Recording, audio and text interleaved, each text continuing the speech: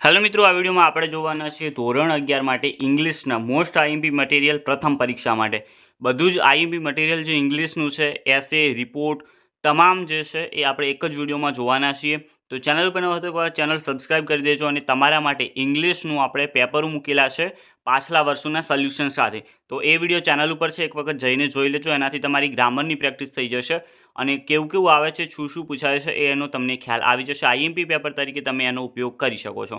તો ચાલો મિત્રો, આપણે આઈએમપી એસેથી શરૂઆત કરી લઈએ. પહેલું તો છે ઈચ વન ટ્રી વન, અથવા તો એ રીતે પણ પૂછાય કે trees are our best friend. તો એ તમારે તૈયાર કરવાનો છે વૃક્ષો વિશેનો. હેલ્થ ધ પ્રિવ્યુઝ વેલ્થ, એ પણ તૈયાર કરવાનો છે.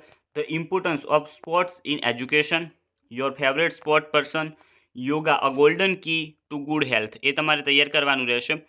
Books are our best friends, એ તૈયાર કરવાનું છે. Air pollution, noise pollution and their side effects. Okay, તો પોલ્યુશન વિશેનો પણ ઘણી વખત પૂછાતો હોય છે તમારી નિબંધ, તો એ તમારે તૈયાર કરવાનો રહેશે. હવે તમે જોઈ શકો છો રિપોર્ટ રાઇટિંગ અહીંયા આપેલી છે. પહેલી જે છે રિપોર્ટ રાઇટિંગ, એ છે સેલિબ્રેશન ઓફ ટીચર્સ ડે. આ મોસ્ટ ઇમ્પોર્ટન્ટ છે, કારણ કે હમણાં જ ટીચર્સ ડે હતો, તો એના ઉપર તમારે રિપોર્ટ આવી શકે છે, તો તમારે તૈયાર કરી દેવાનો છે એ જોઈ. બીજું જે છે સેલિબ્રેશન ઓફ રિપબ્લિક અથવા તો ઇન્ડિપેન્ડન્સ ડે, ગમે તે એક પૂછાઈ શકે છે. ઓકે, તો એ તમારે તૈયાર કરી દેવાનો હશે. ઇન્ડિપેન્ડન્સ ડે વિશે આવી શકે છે, કારણ કે એ હમણાં જ ઉજવવામાં આવ્યો હતો, તો એની તમારે તૈયારી રાખવાની રહેશે. એના પછી અહીંયા આપેલું છે, તમે જોઈ શકો છો report on sport day celebration. આ પણ બહુ મહત્વનો એવો રિપોર્ટ છે. ઓકે, સ્પોર્ટ ડે સેલિબ્રેશન ઘણી બધી પરીક્ષાઓમાં રિપીટ થતો રહે છે, તો તમારે તૈયાર કરવાનો રહેશે. Report on blood donation camp, તો બ્લડ ડોનેશન કેમ્પ વિશેનો પણ રિપોર્ટ તમારે તૈયાર કરી દેવાનો છે. એની નીચે પછી આપેલો છે રિપોર્ટ તમારે તૈયાર કરવાનો છે સેલિબ્રેશન ઓફ એન્વાયરમેન્ટ ડે અથવા તો tree plantation day in your school.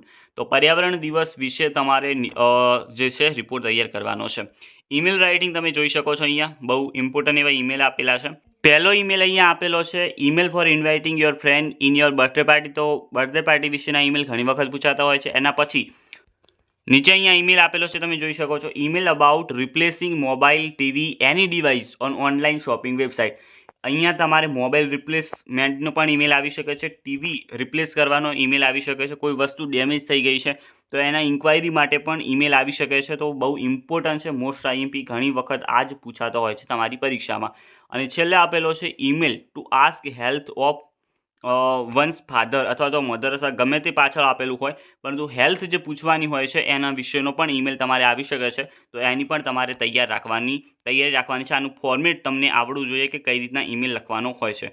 તો મિત્રો, આ હતું તમારા માટે આઈએમપી મટીરિયલ. બાકી ઇંગ્લિશમાં તો સૌથી વધુ જે હોય છે એ ગ્રામર જ પૂછાય છે અને ફકરા ઉપરથી જવાબો લખવાના હોય છે, જેના માટે આપણે ઓલરેડી વિડીયો ચેનલ પર તમને મળી જશે ઇંગ્લિશ માટે પેપર સોલ્યુશનનો. તો એ જોઈ લેજો, કારણ કે એમાંથી ઘણું બધું તમારે પૂછાતું રહેશે. ઓકે, એનાથી તમારી પ્રેક્ટિસ પણ થવાની છે અને પ્રેક્ટિસથી તમે વધુ માર્ક્સ લાવી શકશો. ચેનલ સબસ્ક્રાઈબ કરી દેજો. મળીશું નવા વિડીયોમાં. ત્યાં સુધી ગુડ બાય.